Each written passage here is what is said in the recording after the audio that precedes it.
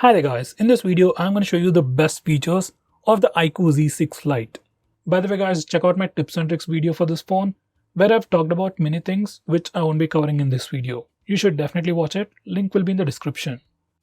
With that said, the most highlighting feature about this phone is definitely its processor. This phone comes with the world's first Snapdragon 4 Gen 1 processor, which is a 6nm processor and the best in this price segment.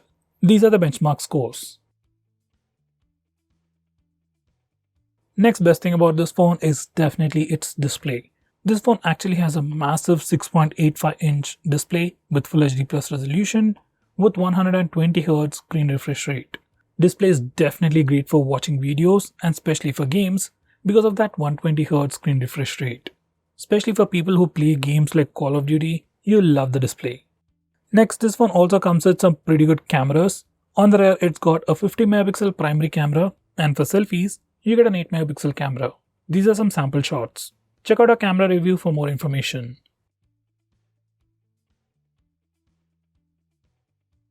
Next, this one also supports fast charging up to 18 watts. Now that's really not impressive, but considering the price of the phone, it's still pretty good.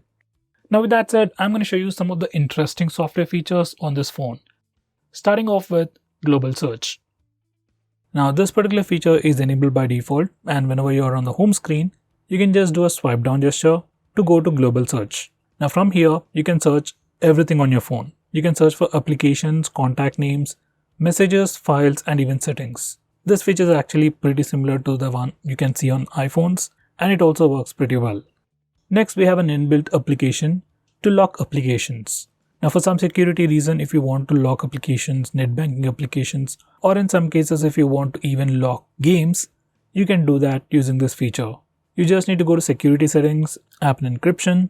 For the first time, you need to give it a unique password, and this password can be different from your lock screen password. Now select the applications that you want to lock, and you can also select on what basis it should be locked, like whenever you lock your phone or whenever you close an application, those applications will be locked. You can also choose to unlock locked applications using facial data and fingerprint scanner as well, which can be pretty useful.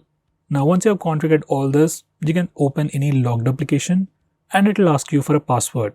And if you have already enabled fingerprint and face unlock settings, you can also use the fingerprint scanner or face unlock feature to unlock a locked application. As this is an inbuilt feature, it works pretty well and it's pretty secure. Next, we also have an inbuilt feature to hide applications. Once again, for some reason if you want to hide some applications on your phone, you can do that in this way. Once again, go to settings, security, privacy and app encryption. Now select app hiding. Now from here you can select all the applications that you want to hide. Do note that once you have selected these applications, they will stop running in the background. So if you hide applications like WhatsApp, they won't be receiving messages continuously in the background.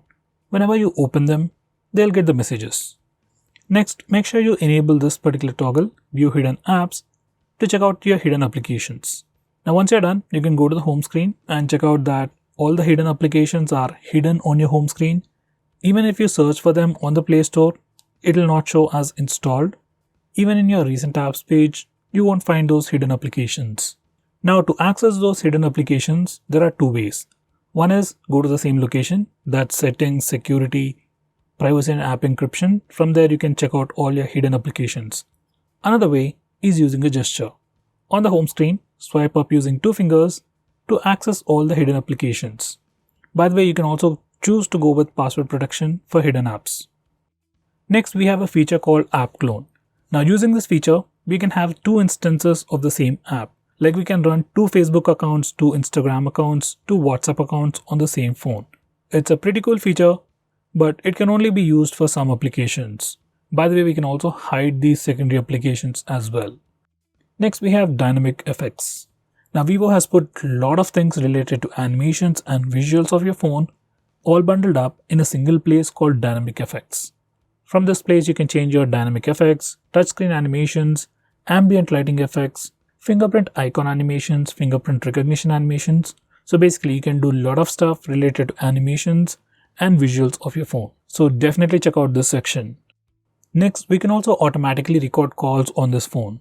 Now to do that, you just need to open the phone dialer, go to phone settings, and you have the phone recording option. From here, you can choose to record all the calls automatically on your phone.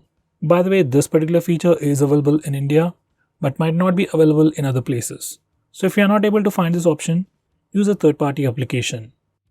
Next, we have game mode. Now, once you enable this feature, whenever you are playing a game, you can access a game panel from the left side corner. You can just swipe it and it shows up, which gives you lots of options. It gives you options like auto brightness locking, taking a screenshot, we can record the video, we can open applications in pop-up windows while playing a game, which can be pretty handy. And most importantly, we have pretty unique features which are available only on this phone. For example, we have 3D vibration with 3D surround sound. Now this particular feature is for games like PUBG and Call of Duty, and once you enable it, your haptic engine works in sync with the game. Like whenever you shoot with your gun or you get shot, you get a haptic feedback on the phone, which can improve your gaming experience. Next, we have some super fancy gestures. First, we have double click to light. Once you enable this feature, like instead of pressing the power button to go to the lock screen, you can just double tap on the screen to light up the screen.